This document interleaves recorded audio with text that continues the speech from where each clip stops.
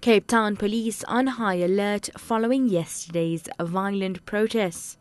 And Team South Africa's dreams for more medals lay with 3 athletes.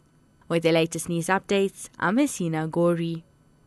Cape Town police are monitoring a number of flashpoints on the Cape Flats following yesterday's violent protests. The city of Cape Town says communities are helping the Metro Police and SABC to find the instigators of the protests in the city. 62 people were arrested after residents of informant settlements in Nyanga blockaded the N2 highway and Klipfontein Road with rocks and burning tires. The city's mayoral committee member for safety and security, JP Smith. We had a tip-off about the ward councillor for the one area where the protest was happening, standing between the shacks, directing the activities. We dispatched some police to go get a photograph of him because we're trying to get evidence we're trying to find out where the instigation is coming from.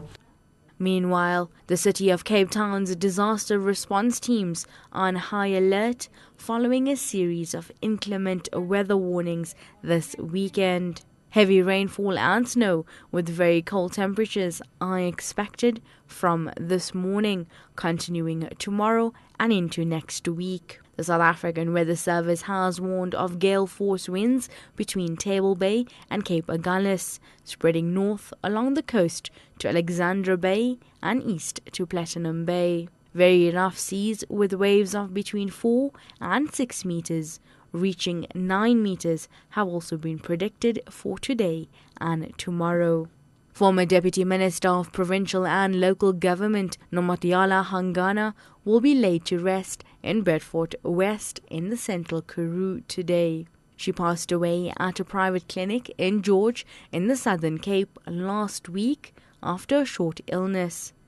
Hangana served as a national convener of the 16 days of activism against violence on women and children, and was also a member of the national executive of the ANC Women's League. The SABC's Mlambi Manele reports. Hangana served as MEC for Housing in the Western Cape before being appointed Deputy Minister in 2004.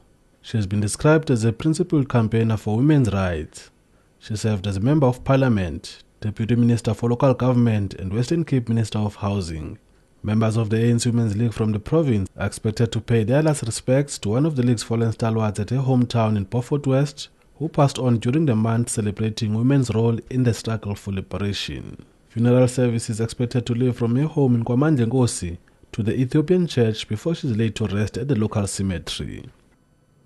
And finally, South Africa's hopes for more medals will fall on 3 athletes today following the relay team's disappointing results at the 2012 London Olympic Games yesterday.